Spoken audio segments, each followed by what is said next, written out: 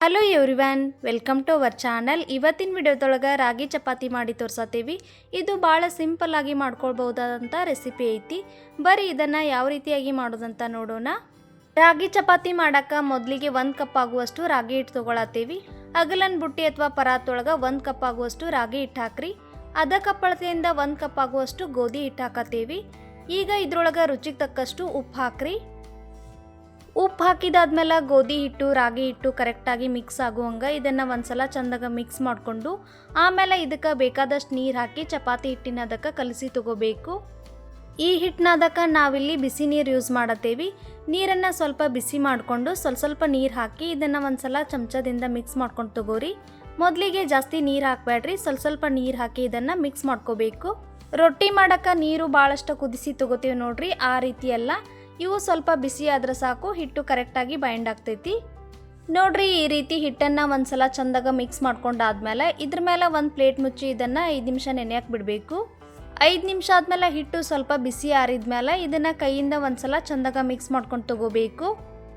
ರಾಗಿ ಚಪಾತಿನ ನೀವು ಯಾವತ್ತೂ ಟ್ರೈ ಮಾಡಿಲ್ಲ ಅಂದ್ರೆ ಒಂದ್ಸಲ ಟ್ರೈ ಮಾಡಿರಿ, ಭಾಳ ಚಲೋ ಆಗ್ತಾವೆ ಮತ್ತು ಅಷ್ಟು ಆರೋಗ್ಯಕರನೂ ಐತಿ.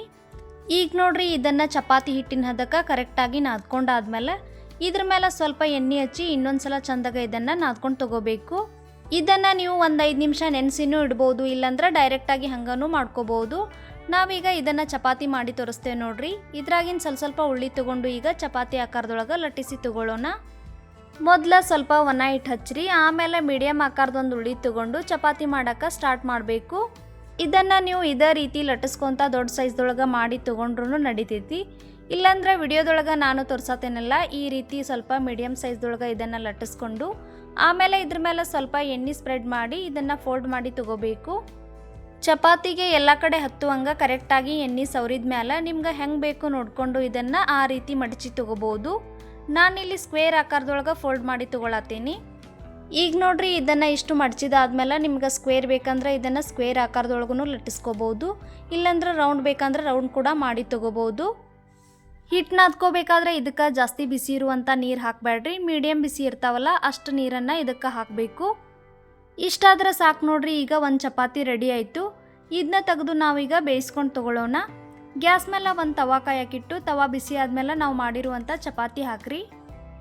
ಇದ್ರ ಮೇಲೆ ಸ್ವಲ್ಪ ಎಣ್ಣೆ ಹಚ್ಚಿ 2 ಸೈಡ್ ನೀಟಾಗಿ ಬೇಯಿಸ್ಕೊಂಡು ತೊಗೋಬೇಕು. ಇದಕ್ಕೆ ಎಣ್ಣೆ ತುಪ್ಪ ಯಾವುದಾದ್ರೂ ಹಚ್ಚಿ ನೀವು ಬೇಯಿಸ್ಕೊಂಡು ತೊಗೋಬೋದು. ಬೆಳಗಿನ ಬ್ರೇಕ್ಫಾಸ್ಟ್ಗಾಗಲಿ ಮಧ್ಯಾಹ್ನದ ಊಟಕ್ಕಾಗಲಿ ಈ ಚಪಾತಿನ ಮಾಡ್ಕೊಂಡು ತಿನ್ಬೋದು. ರಾಗಿ ಹಿಟ್ಟು ಬಳಸಿ ನೀವು ಯಾವ ಥರದ ರೆಸಿಪಿಗಳನ್ನು ಮಾಡ್ತೀರಿ ಅಂತ ಕಮೆಂಟ್ ಸೆಕ್ಷನ್ಯಾಗ ತಿಳಿಸ್ರಿ ನೋಡ್ರಿ. ಈಗ 2 ಸೈಡ್ ಎಣ್ಣೆ ಹಚ್ಚಿ ನಾವು ಕರೆಕ್ಟಾಗಿ ಚಪಾತಿನ ಬೇಯಿಸ್ಕೊಂಡು ತೊಗೊಂಡೇವಿ. ಈ ಚಪಾತಿ ಬೆಂದಾದ್ಮೇಲೆ ಇದನ್ನ ತೆಗೆದು ಸೈಡಿಗಿಟ್ಟು ಉಳಿದಿರುವ ಹಿಟ್ಟಿನಿಂದ ಎಲ್ಲ ಚಪಾತಿನೂ ಇದೇ ರೀತಿ ರೆಡಿ ಮಾಡ್ಕೊಂಡು ತೊಗೊಳ್ಳೋಣ. ಈಗ ನೋಡ್ರಿ ನೆಕ್ಸ್ಟ್ ಇನ್ನೊಂದು ಚಪಾತಿನೂ ಮಾಡಿ ತೋರಿಸತ್ತೀವಿ. ಮೊದಲ ಯಾವ ರೀತಿ ಮಾಡಿದ್ವಿ ನೋಡ್ರಿ ಆ ರೀತಿನೂ ಮಾಡ್ಬೋದು, ಇಲ್ಲಾಂದ್ರೆ ಈಗ ಬೇರೆ ಥರ ತೋರಿಸತ್ತೀನಿ. ಈ ಥರ ಕೂಡ ನೀವು ಮಾಡಿ ತಗೋಬೋದು. ಮೊದಲ ಮೀಡಿಯಮ್ ಸೈಜ್ ಒಳಗೆ ಇದನ್ನು ಲಟ್ಟಿಸಿ ಸ್ವಲ್ಪ ಎಣ್ಣೆ ಸವರಿ 4 ಮೂಲಿಗೆ ಕರೆಕ್ಟ್ ಆಗುವಂಗೆ ಇದನ್ನು ಫೋಲ್ಡ್ ಮಾಡಿ ಆಮೇಲೆ ಇದನ್ನು ಲಟ್ಟಿಸಿ ತಗೋಬೇಕು. ರಾಗಿ ಹಿಟ್ಟಿನಿಂದ ಸಾಕಷ್ಟು ವೆರೈಟೀಸ್ ಮಾಡ್ಬೋದು ನೋಡ್ರಿ. ರಾಗಿ ಮುದ್ದೆ, ರಾಗಿ ರೊಟ್ಟಿ, ರಾಗಿ ಹಲ್ವಾ ಇನ್ನಿತರ ರೆಸಿಪಿಗಳನ್ನು ಕೂಡ ಮಾಡ್ಬೋದು. ಉತ್ತರ ಕರ್ನಾಟಕ ಸೈಡ್ ಎಲ್ಲರೂ ಹೆಚ್ಚಾಗಿ ಮಾಡುವಂಥ ರೆಸಿಪಿ ಅಂದರೆ ಅದು ರಾಗಿ ಅಂಬ್ಲಿನ ನೋಡ್ರಿ. ಬೇಸಿಗೆ ಕಾಲೊಳಗೆ ಪ್ರತಿಯೊಬ್ಬರ ಮನೆಯೊಳಗೂ ಇದನ್ನು ತಪ್ಪಲಾರ್ದ ಎಲ್ಲರೂ ಮಾಡೇ ಮಾಡ್ತಾರು. ರಾಗಿ ಚಪಾತಿನ ನೀವು ಯಾವುದಾದ್ರೂ ಕಾಳು ಪಲ್ಯ, ಮೊಸರು, ಚಟ್ನಿ ಎಲ್ಲದ್ರ ಜೊತೆನೂ ತಿನ್ಬೋದು, ಭಾಳ ರುಚಿಯಾಗಿರ್ತೈತಿ. ಇವತ್ತಿನ ಈ ರೆಸಿಪಿ ನಿಮಗೆ ಇಷ್ಟ ಆಗಿದ್ರೆ ವಿಡಿಯೋನ ಲೈಕ್ ಮಾಡಿರಿ, ಹಂಗೆ ನಮ್ಮ ಚಾನಲನ್ನು ಸಬ್ಸ್ಕ್ರೈಬ್ ಮಾಡಿರಿ. ನಿಮ್ಮ ಫ್ಯಾಮಿಲಿ ಮತ್ತು ಫ್ರೆಂಡ್ಸ್ ಜೊತೆ ಈ ವಿಡಿಯೋನ ಶೇರ್ ಮಾಡಿರಿ.